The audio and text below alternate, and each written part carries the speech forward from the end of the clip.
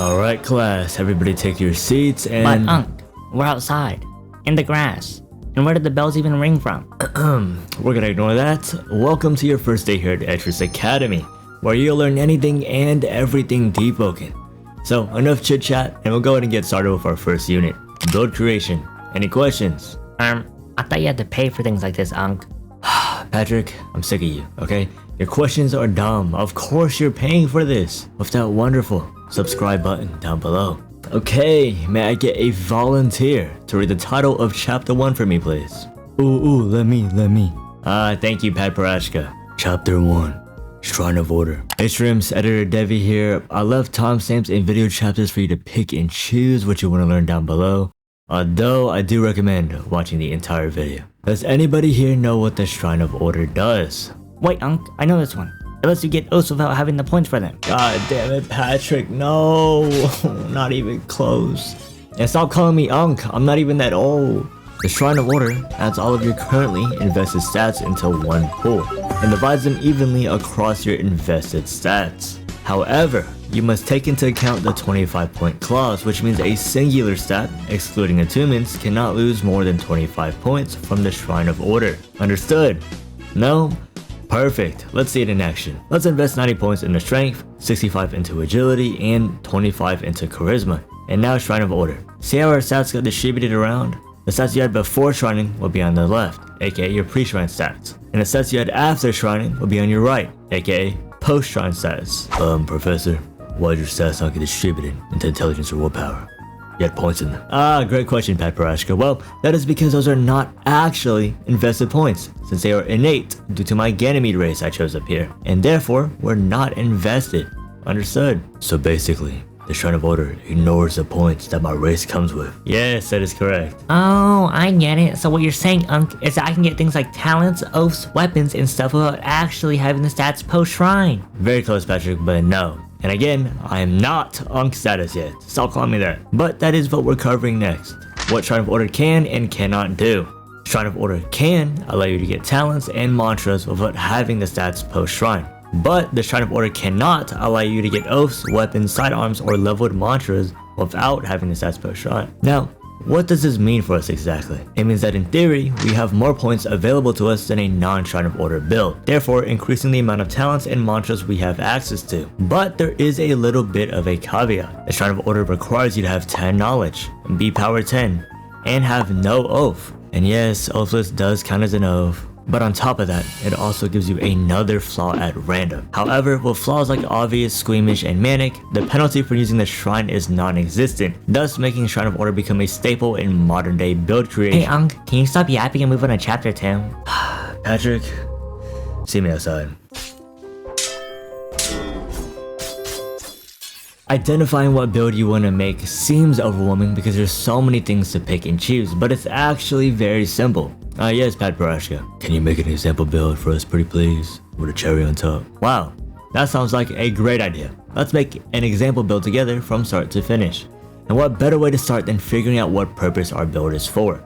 Is it for PvP, PvE, or is it some silly, impractical build you want purely for fun? I'll pick PvP because I enjoy this game's skillful combat system. My bad, I meant I'll pick PvP because I'm a masochist and love pain and torture. Next, we identify our build wants, which are any weapons, attunements, oaths, outfits, or even mantras that we really want to use. I'll pick the Kistreza, Vision Shaper Oath, and Grand Javelin. And you can pick your build wants for any reason because it looks cool, it's super strong in the meta, reminds you of past traumas, or just has you feeling some type of way. Unc, what the shrimp?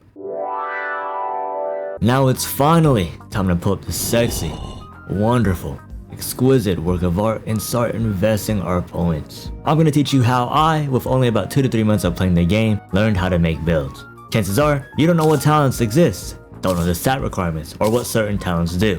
And 2 to 3 months ago, I didn't know either. But all I did to learn was pull up the talent page right here on the wiki, hit Ctrl F, typed in 5 strength, look through every single talent, typed in 0 strength, looked through every single talent, and determined how good the talents were. I did this for every single stat. What is it, Patrick? So what you're saying, Unc, is that I have to read? Yes, Patrick. I know you have miniatures of temp IQ, but you know what, Patrick? Just for you, I'll provide a list of common pre-shrine talents. However, if you really want to get good at making builds, I suggest you learn the talents, what they do, and their interactions. But take some time to rewind, pause, whatever you need to do to look over these if you like. Now let's talk about everything else, because it's important to know what stats our weapon, oath, mantras, and outfit needs, because these are things that we want post-shrine. Again, I wanted the Kistreza, Vision Shaper, and Grand Javelin, and according to the wiki, I'll need Light, Charisma, and Thunderclaw post-shrine, because remember class, what can the Shrine of Order do? Allows you to get talents and mantras without having the stats post-shrine. And what can it not do? It cannot get you oaths, weapons, sidearms, or leveled mantras without having the stats post-shrine. Great job! Now, can y'all liven up a little? Like, this shit cannot be that boring. Actually, I think you... Shut up, Patrick. We're gonna move on. As I was saying before, I was so rudely interrupted by Patrick because my weapon requires light, oath requires charisma, and I want my Grand Javelin to be level 5. I'll most likely be investing high for these post-shrine, meaning I'll invest 1 into my light, 1 into Thunderclaw, and 75 into my charisma. And don't worry students, I know exactly what you're thinking. Damn, why is my professor so goated, so beautiful, and why does he have 75 charisma?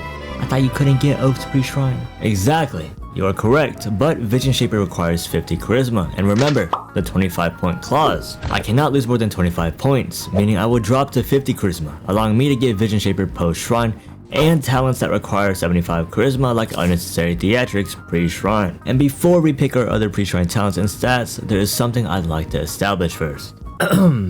Fortitude is an absolute requirement on every build. You have to go at least like 40 fortitude pre-shrine or post-shrine on like every single build because of exoskeleton. And what it does, if you don't know, it gives you 10% reduced incoming physical damage. It's kind of insane. And then there's also the gladiator helmet and iron singer heavy plate, which are 2 equipment items that have like insane god rolls. So just make sure you go fortitude, either 40 pre-shrine or post-shrine. With that being said, I'll go ahead and invest 1 point into fortitude. And then we're gonna...